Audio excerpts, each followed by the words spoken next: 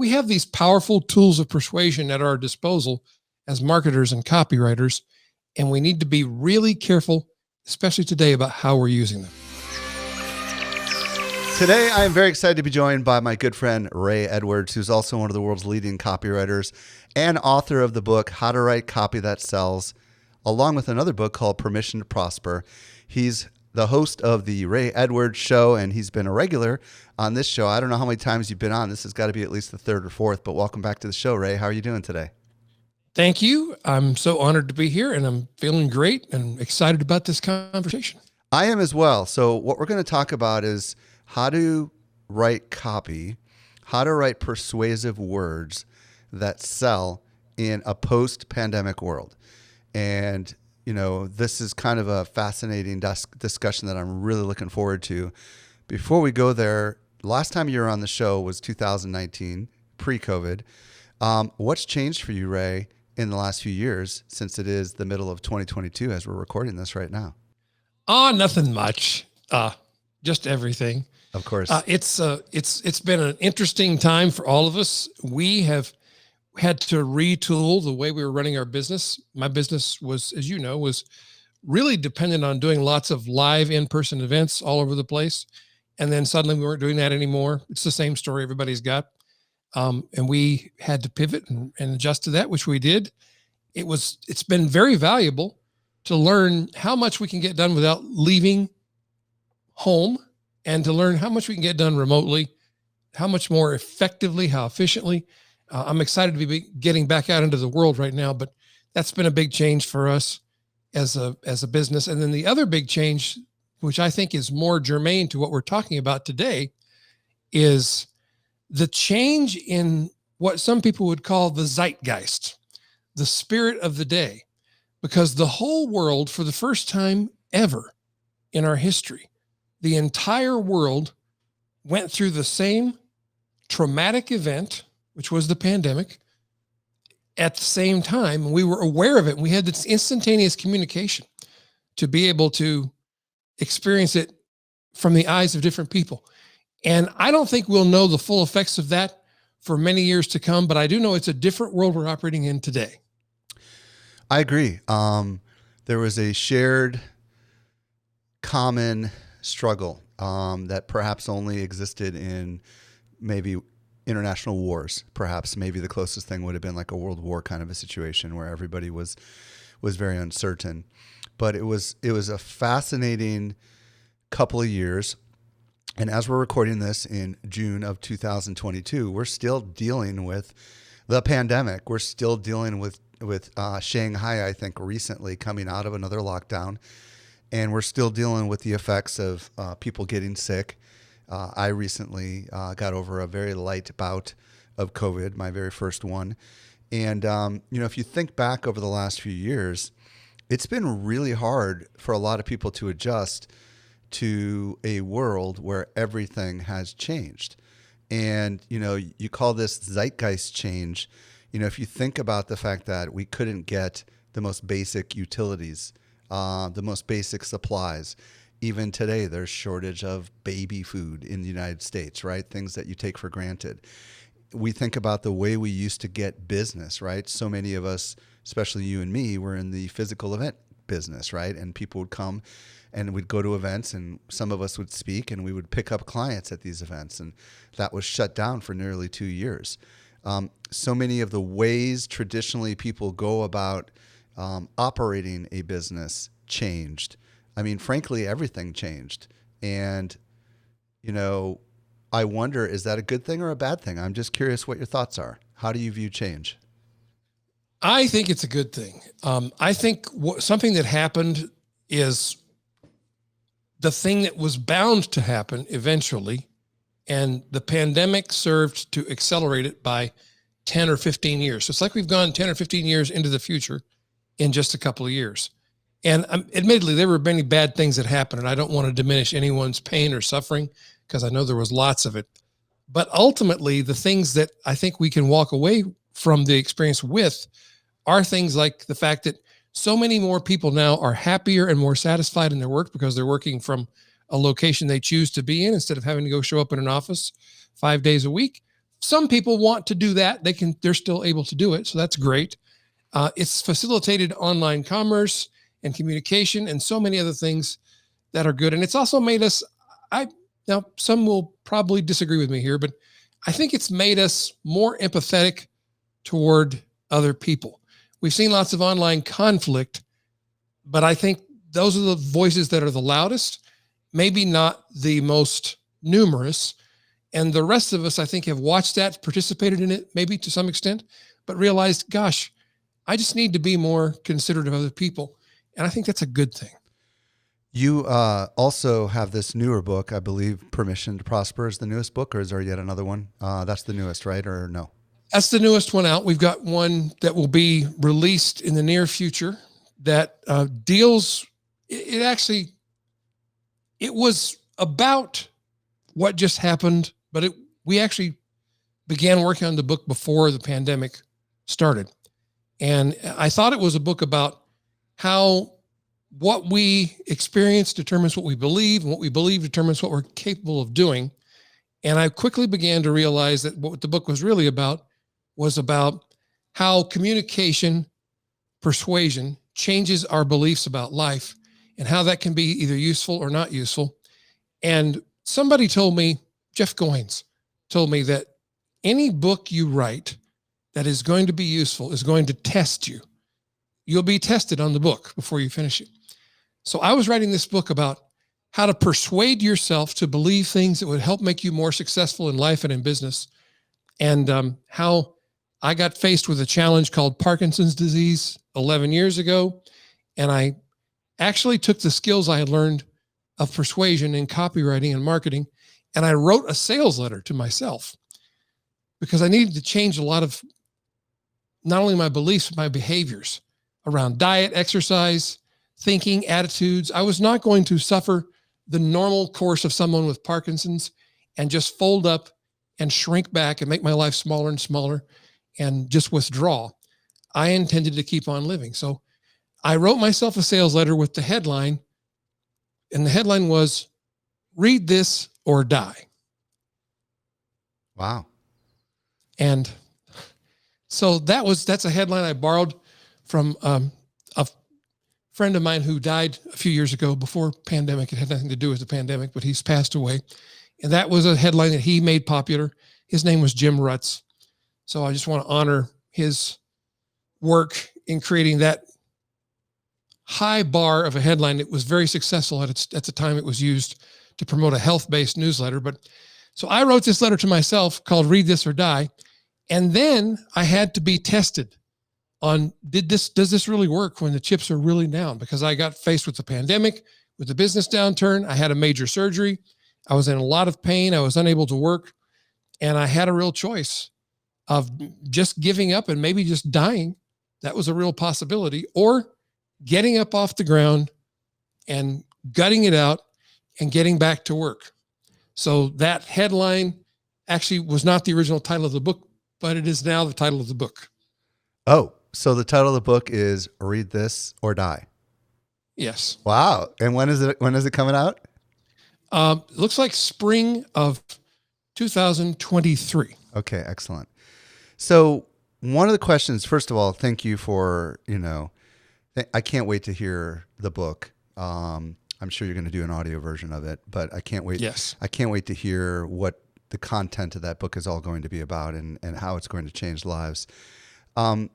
Bringing it back to copy and persuasion and marketing, is there something about this post-pandemic world that marketers need to keep in mind when they're writing copy?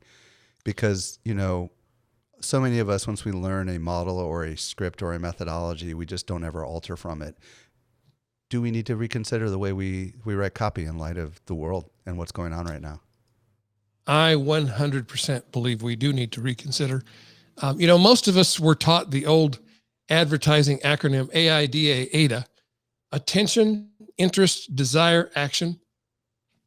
And for most copywriters and marketers, we have been taught to focus on the fear of loss, the fear of missing out, and making people worry, inflaming, putting more fuel on the fire of worry and fear in order to sell things, to get people's attention. I even have a framework that I developed called the Pastor Framework. And the intention of developing that in versus AIDA, AIDA, is that pastor is a word. It's not about being a preacher, by the way. It's not about religion. It's about being a shepherd, which is the original meaning of the word pastor. And the idea was to approach writing copy as if you're shepherding someone to a good decision that is to their benefit. And I believe if you think about what a shepherd does, the shepherd cares for the flock, protects them, keeps the predators away, makes sure they have food and water. And we know the story culturally, the good shepherd laid down his life for the sheep. If we approach writing copy and the sales and marketing process from that point of view, then we're never going to be pushy or manipulative or using fear-based tactics to sell things. We're going to be thinking about the flock. So I think I want to make sure I understand what you're saying, because we're going to get into this pastor thing in just a minute. But what I'm hearing you say is so many of us have been taught to focus in on, hey, if you don't do this, you're going to miss out. And frankly, I find myself doing this in a lot of the copy that I write, which is like, hey, don't let the competition pass you by, or, these kinds of things that are very much like focusing on really some of the primal fears that people have. But, why is it that we maybe ought not focus on some of these fears? I mean, I would imagine it still does work, but it definitely does still work. A colleague of mine calls one of his favorite models for writing copy, he calls it the us versus them model. Now you can immediately see, I think most of us have had enough of the us versus them discussion, because it's led to all kinds of violence and hurt and pain and heartache and division and just general mayhem. And I think we've had enough of that. So I think that's, if for no other reason than the health, wealth, and welfare of the planet, we should try to move away from us versus them thinking. Yeah, and it's fascinating because I've heard over the years, like if you create an adversary, right, and then all of a sudden you can get people riled up to want to go against that adversary. And obviously Hitler did this with great success, and we know that story didn't end very well. And you think about propaganda from some of the old wars and stuff like that, where people would try to vilify others by calling them names or referring to them as less than human kind of stuff. And that's exactly the kind of stuff that actually can get people really riled up and that's not what we want to do today, right? Now, I think what I'm hearing you say is we live in a world where everyone is more aware of all aspects of this world, because we've all gone through a common struggle. And as a result of going through a common struggle, maybe we need to take a different approach, maybe a higher level approach in our copy. Is that what I'm hearing you say? Yes, I absolutely believe that's correct. There's a very famous teaching that was written by an author named Blair Warner, who wrote what's called the one sentence persuasion course. And the one sentence is, people will do anything for those who encourage their dreams. That sounds good so far. Justify their failures, allay their fears, confirm their suspicions, and help them throw rocks at their enemies. And I think that's true. I think that sentence is true. But you just named some of the atrocities that have been committed by using that sentence. And so I think we need to be, we have these powerful tools of persuasion at our disposal as marketers and copywriters, and we need to be really careful, especially today, about how we're using them. I love it. So why don't we talk about what you believe is the best method in a post-pandemic world to write copy? You might have hinted at it. I don't know if pastor is it or if it's something else, but let's talk through it. What's a method that you feel like we could use that isn't going to just prey, P-R-E-Y, on the fears of others? What is that methodology? Perfect. Well, it is, I believe, the pastor framework. And we're coming from the heart of a shepherd, caring for the flock. And you'll notice we're going to use many of the same principles, but we're using them in a very different way. So the letters of the word pastor, I'm going to give you a quick framework that in about 5 minutes, you can take this away and use it to write any piece of persuasive copy you need to write, whether it's an email or a blog post or a tweet or a podcast outline or the outline for an interview like the one we're doing right now. So here's how it goes. PASTOR, PASTOR, stands for, the P stands for person, problem, and pain. So you take a moment to step back and reflect on who is the person that I'm writing to. And I believe I have one person in mind who's representative of perhaps the many people you will be speaking to in the post or email. You think of the problem you help them solve, either in the email or in the product or service or whatever you're selling to them or trying to persuade them of. And then you think, this is the most important part, about the pain of the problem as they are experiencing it. So in your case, Michael, I mean, when you put on a conference like Social Media Marketing World, I bet you think about all three of those things: person, problem, and pain. So, Ray, your audio was breaking up a little bit at the end, but let me tell you what I heard, and I want you to fill in the blanks. First of all, you said the person is, who am I writing to or speaking to or communicating with? What is the problem that we, the company, the individuals that are selling whatever we're selling, can help them solve? I got that part, the person and the problem. The person, and the problem, but the pain part I missed a little bit. So can you go at that again? Sure.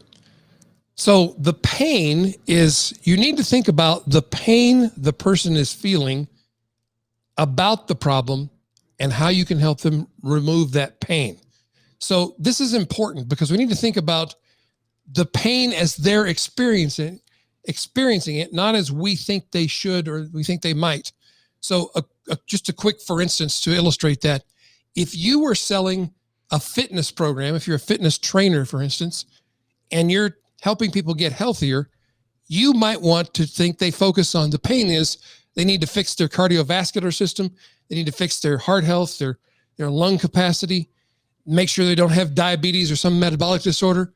But the pain the customer is feeling is they don't like the way they look when they take their shirt off or when they go to the pool and wear a bathing suit. They want to look better. That's the pain as they're experiencing it. So we want to write to them about the problem and the pain as they feel it. It doesn't mean we don't ignore what the true problem is. We just need to talk to people in the language that they understand.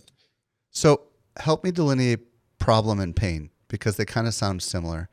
I would imagine if I was selling some sort of helping people get ready for summertime, vacation or whatever, one of the pains is I don't like how I look without a shirt on, right? But couldn't that also be the problem? So help delineate the difference between these two, just so people can wrap their head around that. That's a great question. So think of the problem as the feature that you're going to use to help them solve a difficulty. So for instance, for many people, making arrangements for a trip involving the whole family might be a lot of hassle, and they might not want to handle all the details. So they might just want to go rent an Airbnb, for instance, instead of arrange for different hotels and bring everybody under one roof. So that's the problem is, how do I get everybody in one place so we can celebrate and have fun together on our vacation? The pain that you're helping them relieve is all the phone calls and reservations they'd have to follow up on, and making sure everybody gets the right information and coordinating all of that and making sure there's an availability at the hotel and that all the facilities are available. So that's the pain that they're feeling, and you're helping them solve that by taking all that away and giving them one stop to go get the problem solved. Okay, I love this, and I want to keep diving a little deeper on this problem pain stuff. So how do we know, how do I identify the right problems and or pains? Because we can guess what they are. And you and I are copywriters. You're more focused on it these days than I am. And we could probably come up with some really educated guesses on what we believe the problem and the pains are. But do you have a surefire way of kind of getting to the core of it? That's the first part. Well, yes. And most people won't be a huge fan of this, but you got to talk to your customers and get to know them. The very best way to do this is to actually have conversations with customers. So that could involve, if you have customers already, people who've bought from you in the past, just call them or get them on a Zoom call and let them know you want to ask them some questions about their experience. I like that. So I know we're still on the P, which is the person, the problem, and the pain. In light of what we talked about earlier about being careful about not triggering too much of the quote unquote problem, if you will, how do we draw that line between what we said earlier, which is we don't want to necessarily overly focus on the problem? You know, there seems to have been some distinction in the way that you worded this that might be worth repeating. Do you understand what I'm asking? I believe so. I'll say it another. I'll say it another way. You know, we've been talking about how we're in this post-pandemic world, and we have to be careful about not triggering emotions too much, right? So, in light of that, how do we focus on the right pains and problems, if you will, without maybe going too far over the edge? Well, of course, we're never totally in control of someone else's experience, but I think we can all be sensitive to certain words or topics or ideas that we might have brought up without even giving it a second thought before 2020. But now that we're past the pandemic, there are things we might not talk about at all, or might not talk about in the same way as we did in the past. So I would just avoid making references to anything that, once you hear the words coming out of your mouth, you might think, oh, in light of the current situation in the world, I wish I had not brought that particular topic up. Yeah, I guess you want to be careful of things that might trigger other people, right? Yeah, I mean that's the word, triggers. It's interesting. One of the best books about copywriting is about emotional triggers, and I don't think it's selling very well right now, because people don't understand what it's about, because triggers has taken on a whole new meaning now. And we just want to be careful and respectful and do our best. We can't be perfect at this because we never know what's going to trigger somebody else, but there are certain keywords and topics that we know to stay away from. And when we're talking about the problem and the pain, there does come a point where we're going to want to turn up the volume on the pain a little to give people a taste of the cost of not taking action to solve the problem. And that's the A of Pastor, which is amplify. And there's a way to do this without fanning the flame so much that we cause a raging fire we can't put out. That's not what we want to do. Okay, tell me, what do we do? Well, we first want to show them the answer to the question, why not just keep doing what you're doing? Well, the reason to not keep doing things the way you're doing them is it may lead to this really bad outcome that you don't want to experience. And you also have a bigger vision in mind for yourself or for your company, for your business, for your family. We begin painting the picture of their aspirations just after turning up the volume a little on the consequences of not solving the problem. So we move from the things that make them afraid, that worry them. I think we need to acknowledge those things because that is still part of the human experience. Then we quickly move and transition to what their aspiration is, where they want to go, what they want their world to look and feel like when they have solved the problem and removed the pain. So is amplify and aspiration part of the A? Is it? Yes. Okay. So this is interesting. So what I'm hearing you say is, and maybe you could give an example, any kind of example, but and if you want, we'll just throw out there my newest conference coming up, which is the Crypto Business Conference. And let's just say that the people that are attending are entrepreneurs, marketers, and creators. And let's say the problem is that NFTs and Web3 is confusing. They don't understand it. And the pain is that they want to be part of it, but they don't want to make a mistake and make a fool out of themselves.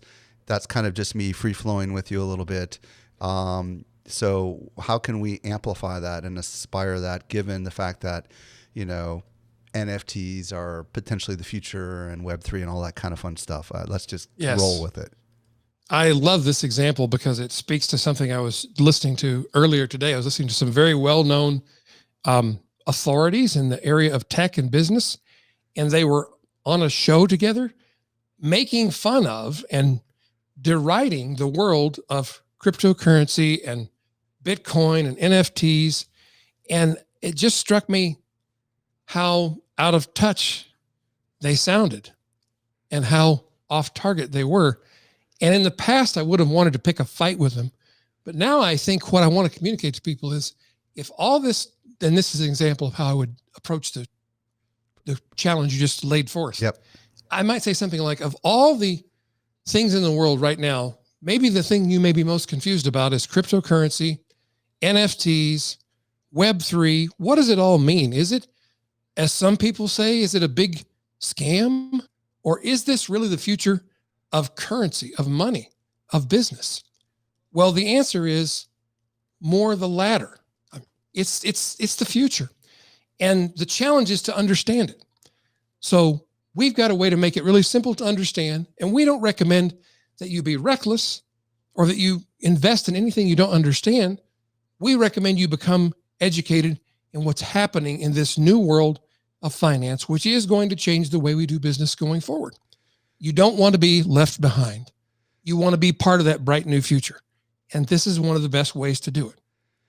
Yeah. And if we wanted to go a little more aspirational, we could also say, what if there was a place you could go where there's people that would guide you and explain it to you in any human terms, not in technical financial gobbledygook. You know what I mean? Yes. And people you can trust. Yeah. People you can trust to kind of help you understand what the rest of the world is ignoring, which will eventually become mainstream. And, if there was a place you could go, what would that look like? How would that help you? ... Is that kind of how you... That's exactly it. I mean, it's like that old saying, every new and revolutionary idea is first mocked and then later accepted as the truth.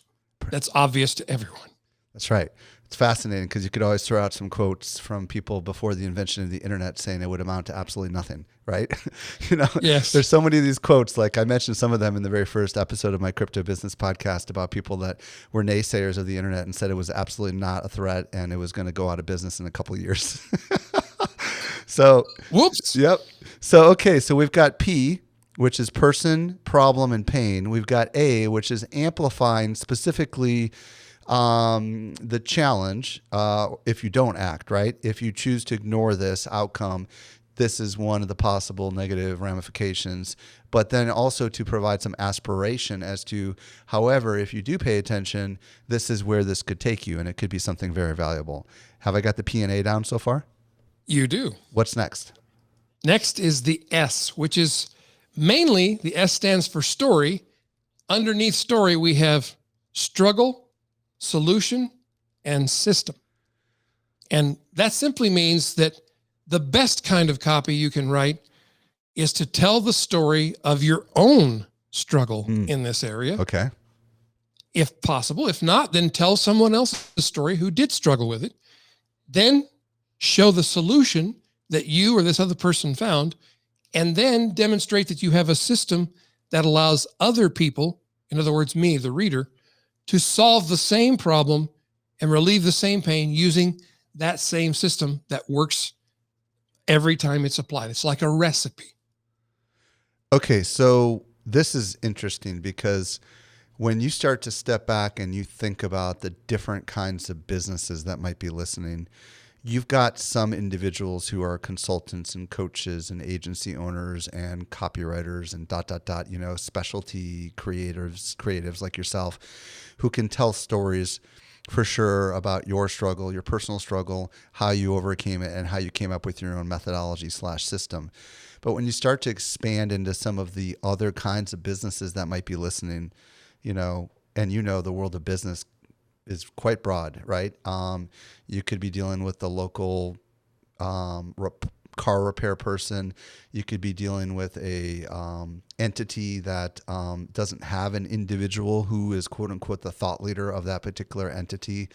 There's so many different kinds of businesses, right? You got, this seems to work really well for people that are selling info services, but what about people that are selling widgets or gadgets or devices? Does this story thing still work? Do the components of it still work? I'm just curious what your thoughts are on this. Well, absolutely. Yes. I believe, and I know I have experience to point to clients in almost every industry you can think of. We have one client who sells custom aftermarket bumpers and license plate frames and mirrors for automobiles, and does quite well using these same kinds of approaches, as well as people who are professionals, attorneys, physicians, chiropractic clinics. And here's an example you won't be surprised to hear me bring up: coffee shops. That's about as far removed as info products as you could get. Yet being able to tell the story of, so you might say, well, what's the story of a struggle about a coffee shop? Well, for someone who loves coffee and wants to experience good coffee, let's say you have a craft coffee shop, which is a rung above. It's like a custom boutique coffee shop for people who appreciate the art of coffee. For the record, we should explain that you actually own such shop, right? You may as well just say the name of the place, you know? It's Revel 77 in Spokane, Washington. Okay. So in our communication through social media and through our email newsletter, we talk about the struggle to find coffee that tastes good, that isn't over extracted, that isn't burned, that doesn't have all the flavors destroyed by the cooking process, and how to brew that coffee and present it in a way that we can systematically produce a really great aficionado coffee experience for the person who really loves good coffee. I love this. And the more I think about this, the more I think about even the events that I put on at Social Media Examiner. One of the struggles going to events is that the content sucks. You know what I mean? And it's like, it's all panels. Yes. You may as well have just listened to a podcast, right? And you paid a lot of money to travel to an event and you're sitting down to a podcast interview on a live stage. That is a legit struggle that happens at events all the time, right? So the solution is to try not to have, our events generally do not have panels, right? They have solo presenters who have practiced their craft and are there with an intent and with a purpose. Anybody can be on a panel and speak for 10 minutes. Not anybody can get up and hold the stage for 45 minutes. That's an example. Yes. Oh, yes. 100%. And anybody who's been to one of those terrible events that is nothing but panel after panel after panel, they immediately feel the pain. And they're like, this is a different kind of event with really helpful content, organized by people who know what they're doing. I want to be there. So that's a perfect example. Okay. How this works. I love this. So the struggle doesn't need to be a personal struggle that Michael Stelzner or Ray Edwards has faced. It could just be a common struggle that happens in the industry in which you operate, and how you have your company has tackled this particular thing. But you don't have to say that your company tackled it. You can just say, wouldn't it be great if you could go to a place where you could have that pristine, high quality coffee, and I don't know, I'm just throwing it out there, right? I mean, you don't have to call out the name of your company. You just have to kind of present an alternative. Is that right? Yes. Yes. And once you get them to, by the way, one of the most powerful words in the English language is the word imagine, because I can say imagine, and whatever I say after that word, you're going to imagine, whether you want to or not. Imagine a blue furry elephant. It's right there. I see it. So it's when you think about the power of words to evoke responses in human beings, it's really utterly amazing. So the T in pastor stands for transformation and testimony. So transformation is what happens to you as a result. So in the case of your conference, for instance, this would be, what is the difference between going to the conference that's full of panel discussions versus a conference that's got carefully crafted, hand-selected experts sharing their best ideas with you in an organized fashion? What difference does that make in your life? Then you can show the transformation that makes. Do you ask them the question and not say it, or do you throw out examples of how it might transform your life by giving you what you were hoping to receive and not wasting your time and travel? I like to do both. I'd like to ask and then go ahead and answer, because most people are looking for, when you ask a question like that, they will stop and think about it for a moment, and then they're wondering, well, do you have an example? I mean, you did it just a couple of minutes ago. You said, give me an example. So give them examples that suit the case you're trying to make for your product, service, event, or whatever it is. So when we're talking about transformation, what should we be thinking about? Like, Give me a little bit more, because the word transformation is a fascinating word. I think a lot of people conceptually understand what the word means, which is to change your state. But when we're thinking about transformation, what kind of tips do you have for coming up with transformative language, if you will? Perfect. The thing that people want the most is they want to see the before and after. This is why in things like cosmetic surgery or dental implants or physical training and weight loss, people want to see the before and after pictures, because they want to see, can you show me a guy who looks like me now and then show me what I can look like in 90 days? That's powerful.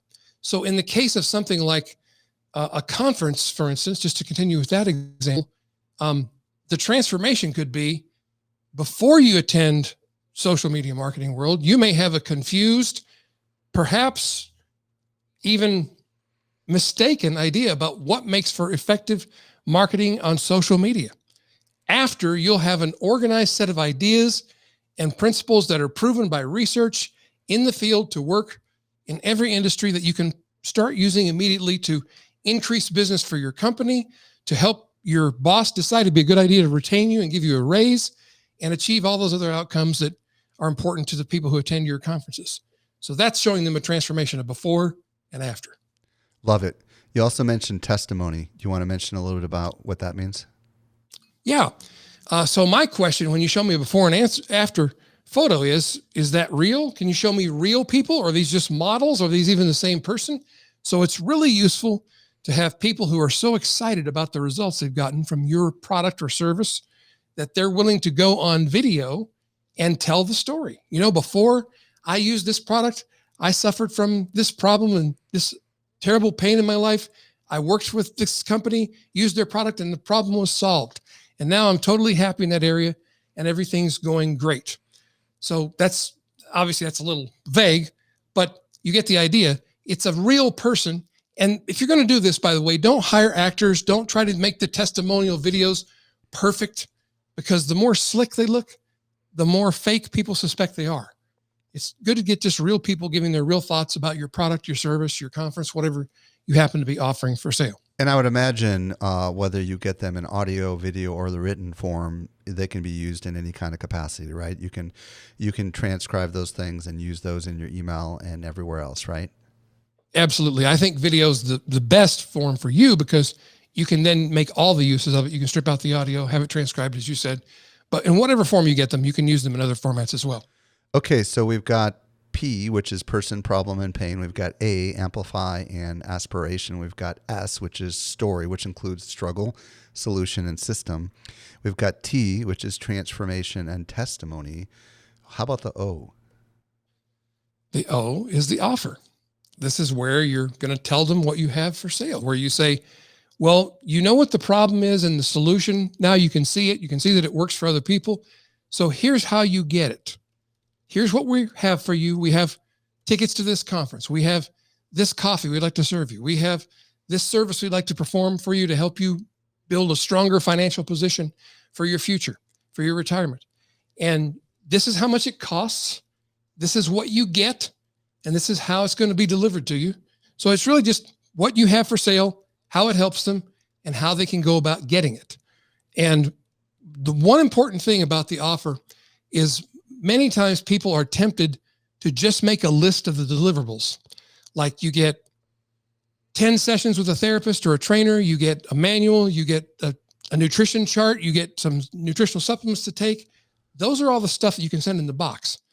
Don't forget to talk about, in the offer itself, the transformation process, because that's what they're really buying. Is this code word for benefits? Is that what we're really talking about? Like, because the word benefits versus features is what came to mind when you started talking about the features, and in my mind, I'm like, what's the benefits? Yes. So you really, I like the acronym FAB. You're talking about the features, which is the stuff you're going to send them in the box or in the mail, or they're going to experience when they come to your facility. The A is the advantages.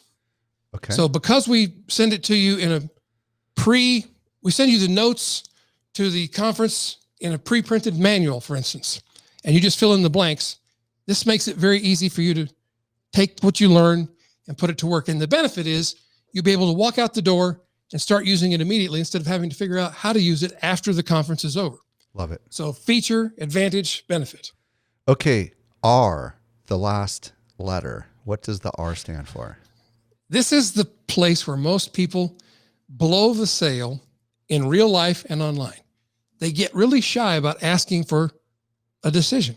And R stands for request a response.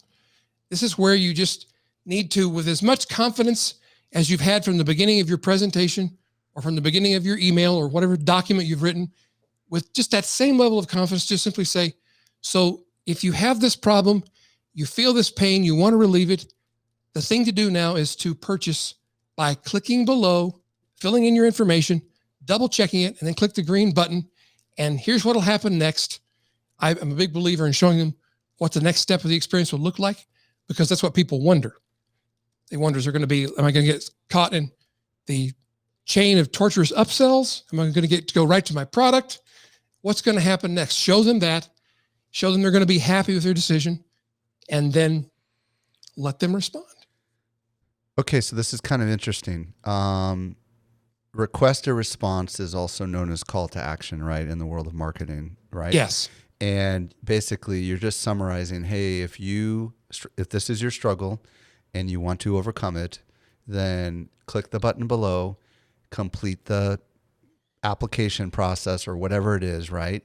And then what will happen is you will begin to get a series of emails in your inbox, presumably. And when you begin following the methodology, you will begin to move closer towards your aspiration, ... something along those lines, right? Yes. I do like to keep the description of what's going to happen next pretty simple. And I want to emphasize, when you're requesting the response, you want to be very directive, because people are not always clear on what they need to do next. So that's why we use simple language like, fill in your name and credit card information and double check all that to make sure it's correct. And then click the buy now button. And then after you do that, you'll see this screen. I'll often put a video on the sales page that shows the next screen they're going to see.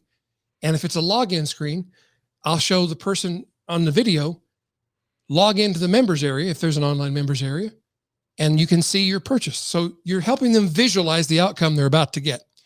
And you don't have to get much more detail than that. If there's a process, like there's a workshop they're waiting for, then yes, I would tell them we have a series of emails that have exercises you can be doing leading up to the workshop, and then we'll get right into it on this date in the future. And you show them what that'll look like very quickly. And then you allow them to go ahead and act on this and make that decision.